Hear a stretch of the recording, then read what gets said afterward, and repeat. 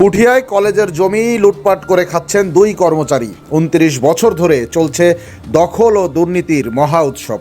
নিশ্চুপ প্রশাসন। বিস্তারিত দেখুন রাজশাহী থেকে সাইফ সাগরের প্রতিবেদনে।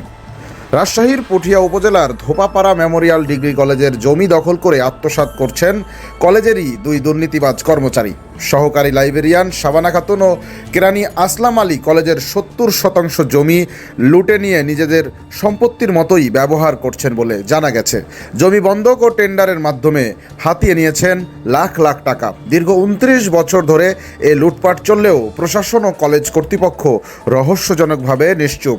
জানা গেছে ১৯৯৬ সালে কেরানি হিসাবে নিয়োগ পান আসলাম আলী এবং সহকারী লাইব্রেরিয়ান পদে নিয়োগ পান শাবানা খাতুন, যিনি তৎকালীন প্রধান শিক্ষক আফসার আলীর স্ত্রী। এরপর থেকেই তারা কলেজের মূল্যবান জমি নিজেদের দখলে রেখে বিভিন্ন উপায়ে অর্থ উপার্জন করে আসছেন।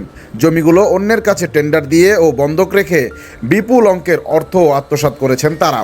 আওয়ামী লীগ সরকার এবং বর্তমান অন্তর্বর্তীকালীন সরকারের আমলেও এই লুটপাট অব্যাহত থাকলেও তাদের বিরুদ্ধে কোনো ব্যবস্থা নেওয়া হয়নি। সরেজমিনে তদন্তে প্রমাণ মিলেছে, ক্ষমতার দাপটে কলেজের সম্পদ লুটের ঘটনায় তাদের বিরুদ্ধে কেউ মুখ খুলতে সাহস করে না। স্থানীয়রা জানান, যারা প্রতিবাদ করার চেষ্টা করেছেন তাদেরকে নানা হুমকি দেওয়া হয়েছে। এমনকি সাংবাদিকদের গোপন ক্যামেরায় ধরা পড়েছে কিভাবে আতঙ্ক সৃষ্টি করে সবাইকে চুপ করিয়ে রাখা হচ্ছে সেসব দৃশ্য। পুঠিয়া উপজেলা মাধ্যমিক শিক্ষা কর্মকর্তা লায়লা আক্তার জাহান এ ব্যাপারে জানান, তিনি এই প্রথম অভিযোগ পেয়েছেন এবং দ্রুত ব্যবস্থা নেওয়ার আশ্বাসও দেন। অভিযুক্ত কেরানি আসলাম আলী দাবি করেন, জমি কলেজের নামে লিখে দেওয়া হয়েছে, তবে রেজিস্ট্রির আগেই তিনি এটি বন্ধক রেখেছিলেন। তাই ২৯ বছর ধরে জমি তার দখলেই আছে বলে দাবি করেন তিনি। যে একজনকে একটা জিনিস রেজিস্ট্রি করে দিলে সেটার কোনো দায়িত্ব থাকে না, সেক্ষেত্রে আপনারা এখন তো কলেজের টেন্ডার হিসেবে টাকা দিয়েছে, টেন্ডার হিসেবে টাকা দেন, কিন্তু আপনারা যে আগে কটে দিয়েছেন সেই কটটাকে উঠাইছেন? না, ওইভাবে পড়ে আছে। অন্যদিকে সহকারী লাইব্রেরিয়ান শাবানা খাতুনের ব্যাখ্যা, তিনি এ বিষয়ে কিছুই জানেন না। ধোপাপাড়া মেমোরিয়াল ডিগ্রি কলেজের অধ্যক্ষ ফাতেমা জানান, তিনি নতুন যোগদান করেছেন এবং অভিযুক্তদের বিরুদ্ধে ইতোমধ্যেই নোটিশ পাঠানো হয়েছে।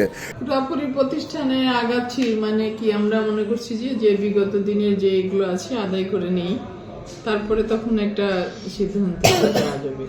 কলেজের সভাপতি তরিকুল ইসলাম জানান, তারা দীর্ঘদিন ধরে অবৈধভাবে জমি দখল করে রেখেছেন, দ্রুত ব্যবস্থা নেওয়া হবে। রাজশাহী মাধ্যমিক ও উচ্চ মাধ্যমিক শিক্ষা বোর্ডের চেয়ারম্যান জানান, কলেজের জমি কেউ এভাবে দখল করতে পারে না। তিনি তদন্ত করে কঠোর ব্যবস্থা নেওয়ার আশ্বাস দেন। প্রশ্ন উঠেছে, দীর্ঘ ২৯ বছর ধরে কেন প্রশাসন ব্যবস্থা নেয়নি? রাজনৈতিক প্রভাব, ক্ষমতার অপব্যবহার আর দুর্নীতির কারণেই কলেজের সম্পদ লুটের এমন মহোৎসব চলেছে বলে মনে করছেন স্থানীয়রা। এখন দেখার বিষয়, এই দুই দুর্নীতিবাজ কর্মচারী প্রশাসনের ছত্রছায়া থেকে পার পেয়ে যাবেন নাকি তাদের বিরুদ্ধে কঠোর আইনানুগ ব্যবস্থা নেওয়া হবে।